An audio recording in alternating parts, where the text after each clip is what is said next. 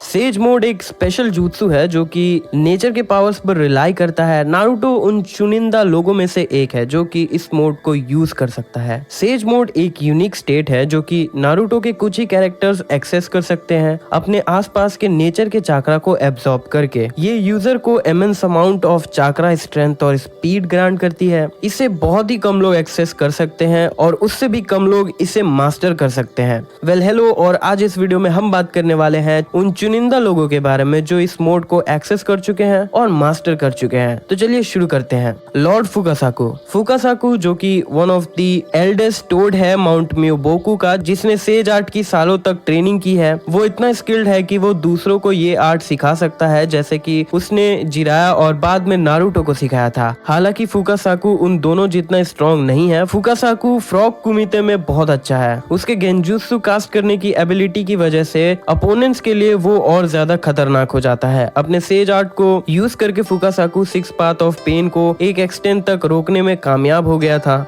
इन सब के बावजूद वो सेज आर्ट को प्रैक्टिस करने के बजाय उसे दूसरों को पास ऑन करने में ज्यादा एक्सपर्ट है।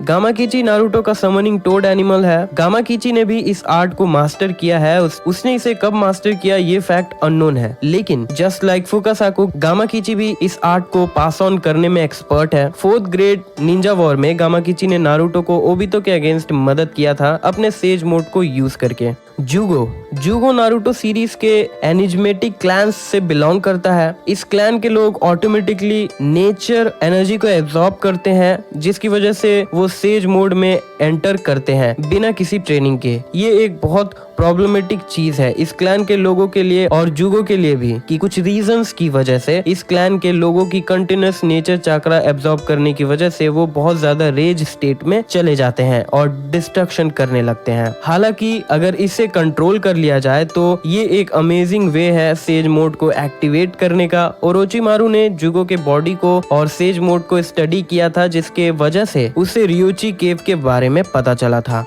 मित्सुकी जो कि ओरोचिमारू का बेटा है, वो एक सिंथेटिक ह्यूमन बीइंग है। 13 साल की यंग एज में वो एक एवरेज जोनिन के जितना पावरफुल है। जुगो के केके केंकाई का यूज करके ओरोचिमारू ने मित्सुकी को सेज मोड वाली एबिलिटी ग्रांट किया है। मित्सुकी सेज मोड में एंटर कर सकता है बिना किसी ट्रेनिंग के, और साथ ही वो किसी भी रेज स्टेट में एंटर नहीं करता। मित्सुकी की पावर्स जब फुल्ली अनलीश्ड होती है तो वो एक लेजेंडरी सानिन के जितना पावरफुल हो जाता है, ऐसा ओरोचिमारू का कहना है। जिराया जिसे टोड सेज के नाम से भी जाना जाता है। जिराया जो कि one of the strongest shinobis में काउंट किया जाता है और one of the legendary Sannin, जिससे पता चलता है कि वो कितना पावरफुल है। जिराया ने सेज मोड को माउंट म्योबोकू में मास्टर किया था। वो ज्यादातर इस मोड को यूज नहीं करता था क्योंकि इस मोड में उसके अंदर टोड के कुछ फीचर्स शो होने लगते हैं जो कि जिराया को पसंद नहीं था। जिराया का सेज मोड इम्परफेक्ट था, इसीलिए उसके चेहरे पर फ्रॉग के फीचर्स दिखने लगते थे। जिराया फुकासाकु और शिमा को यूज करता था सेज चाकरा एब्जॉर्ब करने के लिए बैटल्स में, जिसके वजह से वो सेज मोड को बहुत देर तक मेंटेन कर सकता था।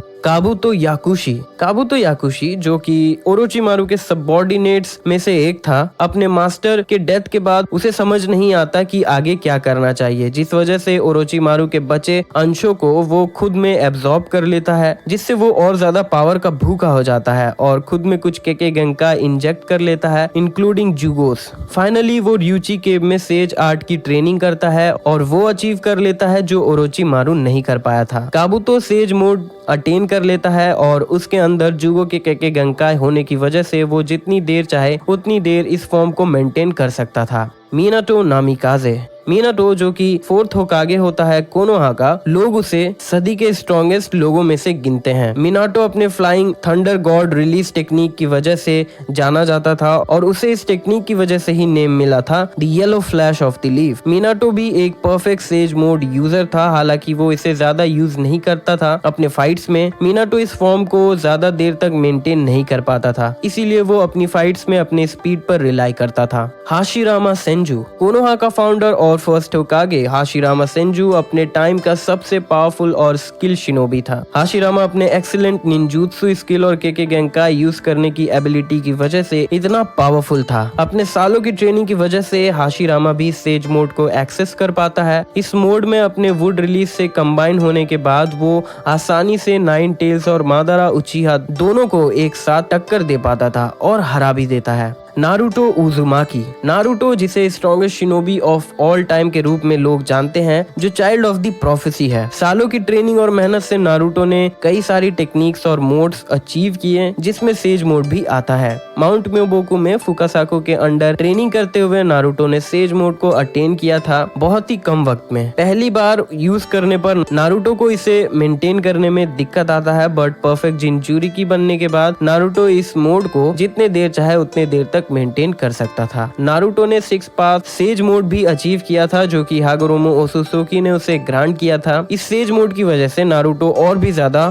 फॉर्मिडेबल और थ्रेटनिंग हो जाता है अपने एनिमीज के लिए। हागोरोमो ओसुसुकी सीरीज में हागोरोमो को माउंट म्योबोकू के सेज मोड को यूज करते हुए दिखाया गया है। हागोरोमो ने इस मोड को गामामुरा के अंडर ट्रेन करके अटेन किया था। सेज मोड को अपने 6 पास पावर के साथ कंबाइन करने पर हागोरोमो 6 पास सेंजुत्सु को अवेकन कर लेता है, जो कि टॉप वर्जन है किसी भी सेज मोड का। इस मोड में हागोरोमो अपने माँ कागुया के जितना पावरफुल हो जाता है। हागोरोमो इस मोड को पास ऑन करने की एबिलिटी भी रखता है, जैसे कि उसने अपने बेटे आशुरा और बाद में नारुतो को पास ऑन किया था। इसी के साथ ये वीडियो यहाँ खत्म होती है दोस्तों। वीडियो अच्छी लगी हो तो वीडियो को लाइक करें, शेयर करें। ऐसी और भी वीडियोस के लिए चैनल को सब्सक्राइब करके अपना सपोर्ट जरूर दिखाएं। वीडियोस के अपडेट्स पाने के लिए नोटिफिकेशन बेल को ऑन करना ना भूलें। तब तक के लिए बाय, मिलते हैं अगली वीडियो में।